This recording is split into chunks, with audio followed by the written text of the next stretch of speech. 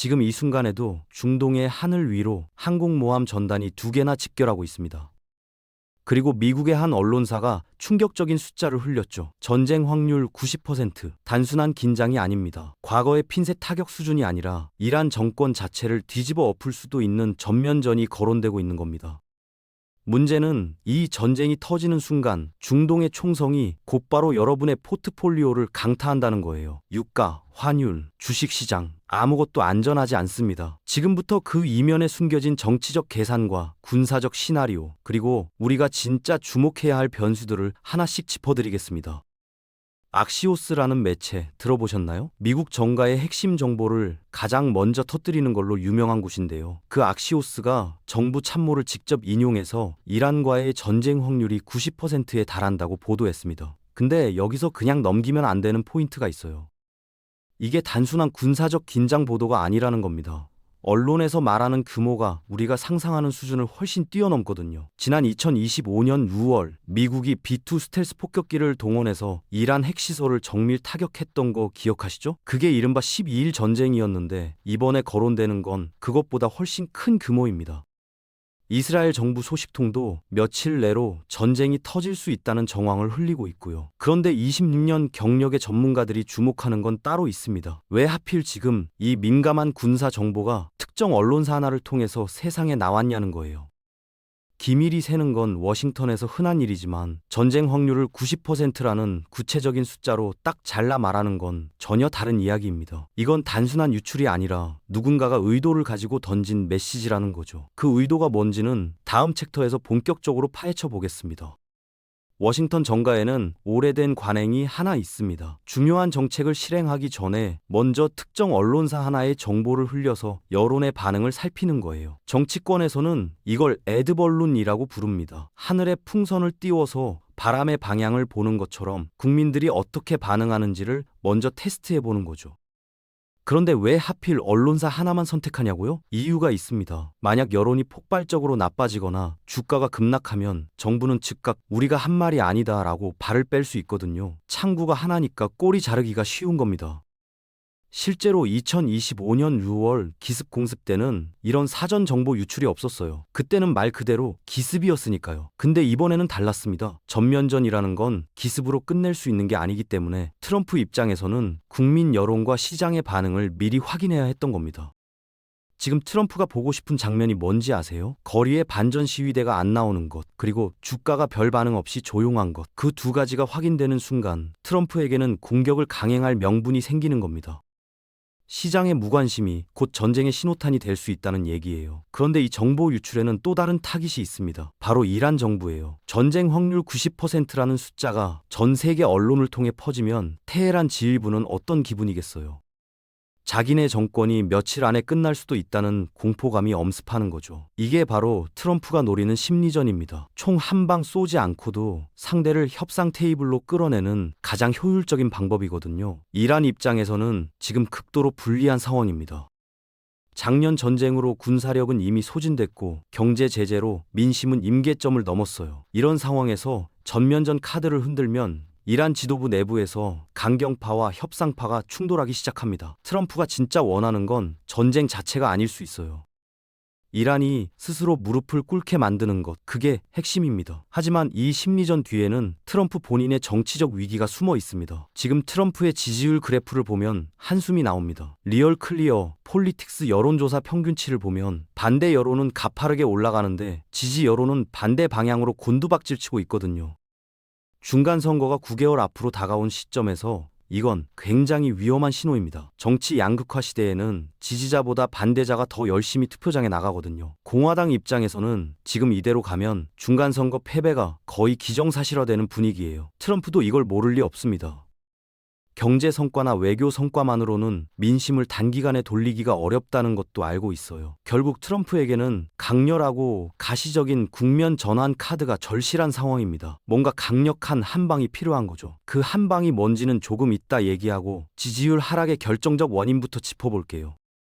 트럼프 지지율을 결정적으로 끌어내린 사건이 있습니다. 바로 앱스타인 파일 공개예요. MAGA 지지자들은 오랫동안 트럼프가 민주당 인사들의 비리를 척결해 줄 것이라 믿었습니다. 앱스타인 명단에 민주당 유력 인사들이 줄줄이 나올 거라고 기대했던 거죠.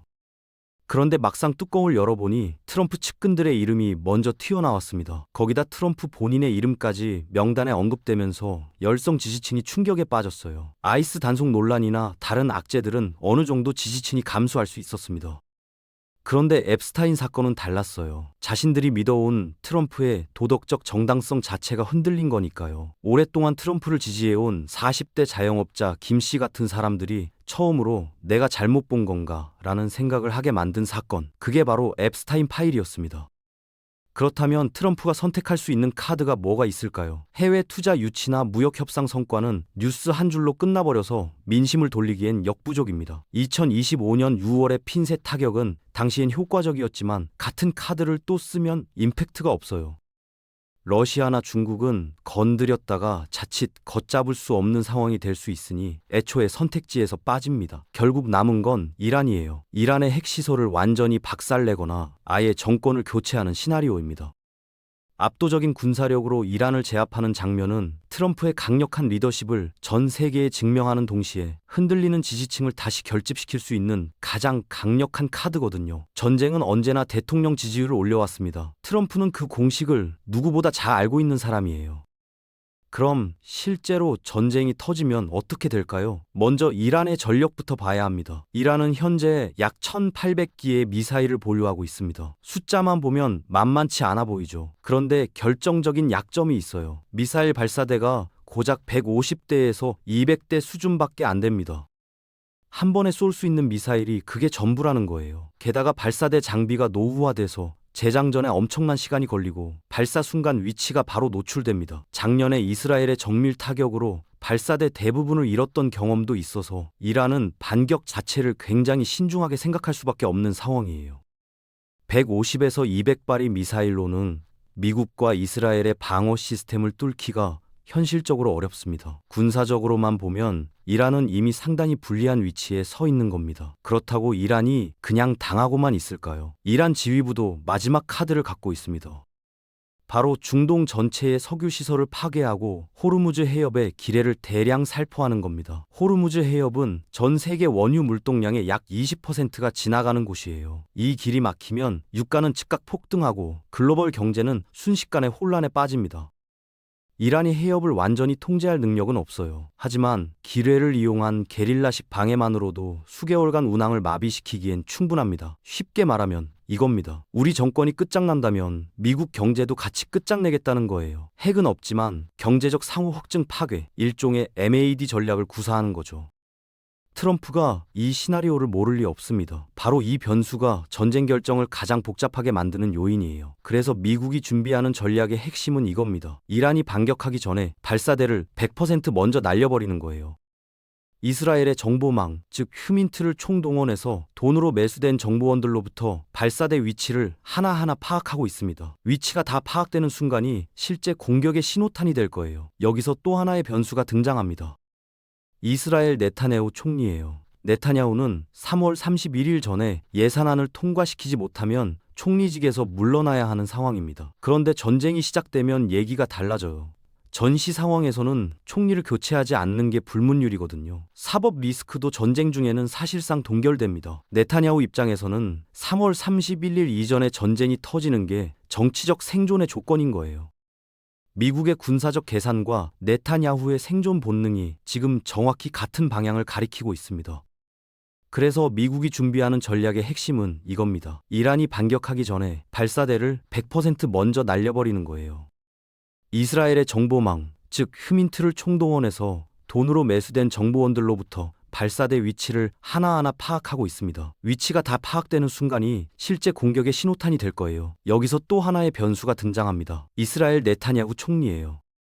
네타냐후는 3월 31일 전에 예산안을 통과시키지 못하면 총리직에서 물러나야 하는 상황입니다. 그런데 전쟁이 시작되면 얘기가 달라져요. 전시 상황에서는 총리를 교체하지 않는 게 불문율이거든요. 사법 리스크도 전쟁 중에는 사실상 동결됩니다. 네타냐후 입장에서는 3월 31일 이전에 전쟁이 터지는 게 정치적 생존의 조건인 거예요. 미국의 군사적 계산과 네타냐후의 생존 본능이 지금 정확히 같은 방향을 가리키고 있습니다. 트럼프에게 이번 이란 전쟁 카드는 단순한 군사작전이 아닙니다. 지지율 붕괴를 막기 위한 정치적 도박이에요. 미사일 발사대 위치가 100% 파악되는 순간 그게 실제 공격의 방아쇠가 될 가능성이 높습니다. 라마단 기간이나 월가의 경고가 변수가 될 수 있지만 지금 중동에서 벌어지는 군사적 움직임은 전례 없이 구체적입니다. 전쟁이 단기 승리로 끝날지 세계 경제를 뒤흔드는 장기 소모전이 될지는 아무도 모릅니다. 지금 이 순간에도 시장은 움직이고 있어요. 계속 주시하셔야 합니다.